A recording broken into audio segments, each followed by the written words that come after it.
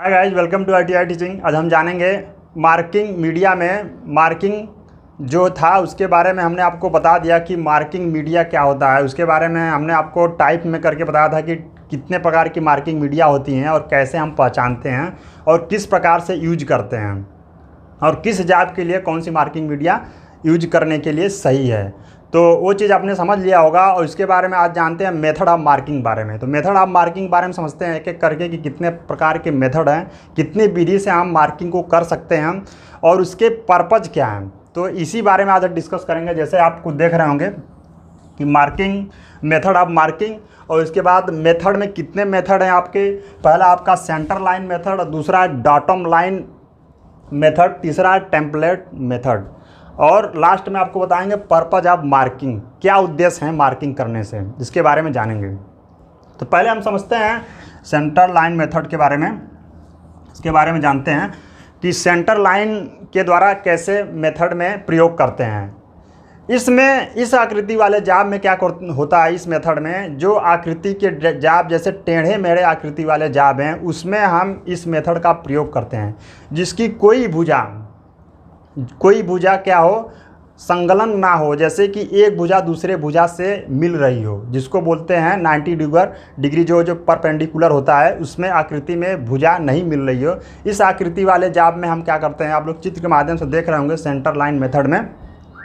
ऐसे मेथड में क्या करते हैं जिसकी कोई भुजा कंफर्म ना हो, उसमें क्या करते हैं किसी जाब के लंबाई के मध्य में दो सेंटर लाइन खींचकर हम उसके ऊपर या नीचे लाइन या मार्क खींचकर और उसी को हम आधार मानकर पूरी जाब की मार्किंग कर लेते हैं।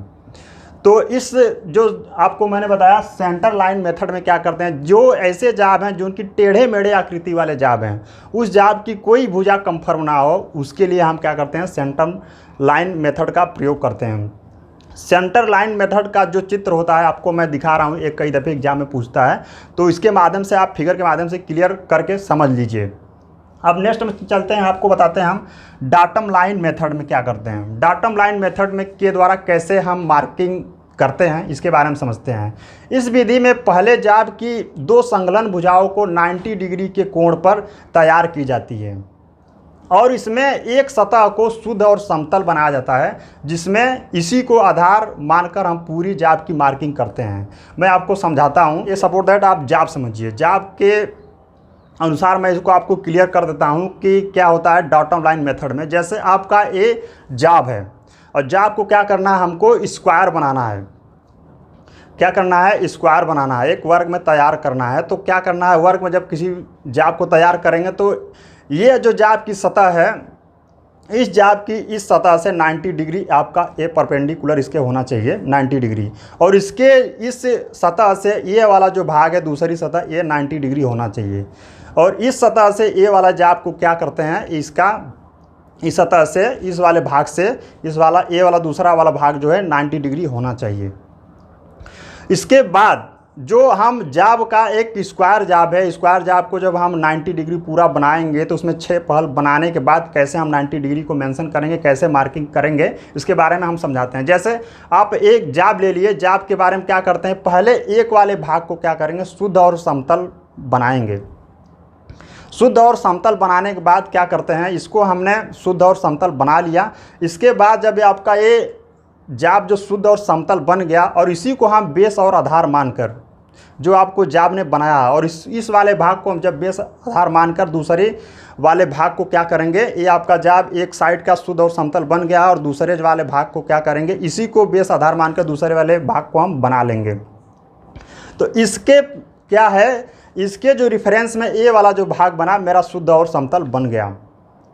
और ठीक इसी प्रकार क्या करेंगे, जब ये वाला जब हमारा इसके रिफरेंस में बन गया तो दोनों जाब को क्या करेंगे, बनाने के बाद इसको हम बेस मान के फिर हम तीसरे वाले साइड को हम बनाते हैं। हम तीसरे वाले साइड को बनाएंगे और तीसरे वाले साइड को हम बनाने के बाद फिर इसको हम जिसमें होल्डिंग डिवाइस हो, वाइस में जिस जाब में आपको जिस इंस्ट्रूमेंट के द्वारा आप क्लाइम कर रहे हैं उसको हम उसी बेस के आधार पर मानकर इस वाले भाग को हम फिर 90 करेंगे। 90 करने के बाद ये आपका चौथी साइड बना लेंगे। चौथी साइड बनाने के बाद आपका क्या करेंगे, फिर इसके बाद पांचवी साइड बनाएंगे। पांचवी साइड बनाने के बाद आप छठवीं साइड, यानी कि एक जाब को, मेरे कहने का मतलब है एक जाब को आप क्या करेंगे, शुद्ध और समतल बना के उसी को बेस मान के पूरी जाब की मार्किंग कर सकते हैं। तो इस वाले डाटम लाइन मेथड में आप लोग चित्र देख रहे होंगे, तो इस मेथड में इसका प्रयोग किया जाता है डाटम लाइन मेथड में। तो आप लोग क्लियर हो गया होगा डाटम लाइन मेथड। अब चलते हैं हम टेम्पलेट मेथड के बारे में जानते हैं। टेम्पलेट मेथड में क्या करते हैं इसके बारे में जानते हैं। टेम्पलेट मेथड एक प्रकार का क्या है, किसी जाब की आकृति वाले जाब में जिसकी कोई भुजा या कोई आकृति जिसको, जो ज़्यादातर इस वाले मेथड में आकृति वाले जाब ही बनाए जाते हैं। इसमें होता क्या है कि जैसे एक टेम्पलेट होता है, टेम्पलेट मतलब होता है आपका पिक्चर। जैसे आप एक तरह से जुगाड़ समझिए, जैसे आपको कोई आकृति बनानी है, तो आकृति बनानी है तो उस जाब को लिए क्या करेंगे कि आपका एक प्लेट है, प्लेट के ऊपर आपको मैं सपोर्टर समझाने का प्रयास कर रहा हूँ। जैसे आपको एक वृत्त बनाना है, आपका एक त्रिभुज बनाना है, और इसके बाद आपको क्या करना है, एक वर्ग बनाना है और एक आयत बनाना है। तो क्या करेंगे, मैं आपको समझाने का प्रयास कर रहा हूँ। जैसे आपका एक टेम्पलेट है और टेम्पलेट में 3-4 फिगर लगे हुए हैं, तो हम क्या करेंगे, टेम्पलेट को किसी भी जाब पे ला के ऐसे रख देंगे और उसी के अनुसार हम जो बनी हुई आकृति में हम उसके ऊपर हम मार्किंग कर लेंगे। और वो मार्किंग किया हुआ जो जाब होता है वो उस जाब के निशान पे पड़ जाएगा और उसी के अनुसार हम उसको क्या करेंगे, मार्किंग के निशान को हम खींचकर उस जाब पे आकृति को बना सकते हैं। मेरे कहने का मतलब ये है कि जैसे आप लोग देखे होंगे एक पेंटर क्या करता है, पेंटर जो आप लोग देखे होंगे दीवारों पे जो लिख देता है, वो क्या करता है, एक ही आकृति वाले जाब को कई दफ़े में बना देता है और जल्दी बना देता है। ये ज़्यादातर जो मेथड है मास प्रोडक्शन है, बहुत उत्पादन में प्रयोग करते हैं। जैसे एक ही प्रकार के जहाँ जाब के लिए क्या करें, मार्क करना एक ही दफ़े। आपने क्या किया, पेंटर की जो बात हमने बताया है कि जैसे पेंटर लोग क्या करते हैं कि एक ही आकृति को बार बार छापना है, तो क्या करेंगे, एक टेम्पलेट एक बना लिए और उस टेम्पलेट पे वही आकृति बनी रहेगी जिसको हमको छापना है। तो क्या करेंगे, वो टेम्पलेट को हम जिस जाब या जिस आकृति में बनाना है उस टेम्पलेट पे क्या करेंगे, उस टेम्पलेट को लगाएंगे और उसी के अनुसार उस पर हम लाइन खींच के वही आकृति बना लेंगे। तो आपको मैं आशा करता हूँ ये क्लियर हो गया होगा टेम्पलेट जो मेथड है। तो आपको मेथड आप मार्किंग में तीनों चीज़ मैंने आपको क्लियर करा दिया। अब लास्ट में चलते हैं मार्किंग पर्पज क्या है, उद्देश्य क्या है, पर्पज क्या है मार्किंग करने के, इसके बारे में समझते हैं एक एक करके। तो इसके पॉइंट हैं कुछ, जैसे आपको पॉइंट नंबर 1 में बता रहा हूं कि मार्किंग जो पर्पज क्यों करते हैं मार्किंग करने के लिए। तो मार्किंग करने से क्या होता है, मार्किंग लाइन जो होती है कारगर के लिए गाइडलाइन की कार्य करती है।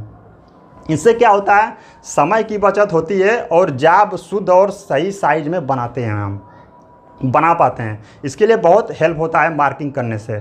जैसे आप टेम्पलेट मेथड को ले लीजिए, मैंने आपको बताया कि यानी एक ही जाब को कई दफ़े में बनाना है, तो एक दफ़े आप क्या टेम्पलेट पे बनी हुई आकृति को आपने लगाया और तुरंत मार्किंग करके हटा लिया, तो क्या हुआ, एक तरह से गाइडलाइन की कार्य करी और उसी शुद्ध और साइज में बन गई। ये जो टेम्पलेट मेथड है इतना शुद्ध नहीं होता है आपका सेंटर लाइन और डाटम लाइन जितना शुद्ध होता है।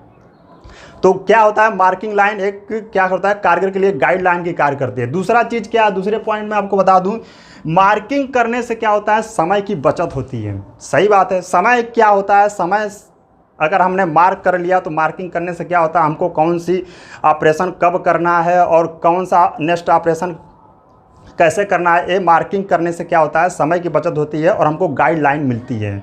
और नेक्स्ट पॉइंट में देख लेते हैं, इसी में मार्किंग होने वाली क्रिया के बारे में भी बताता है, कौन सा ऑपरेशन कब करना है और कौन सा ऑपरेशन लास्ट में करना है।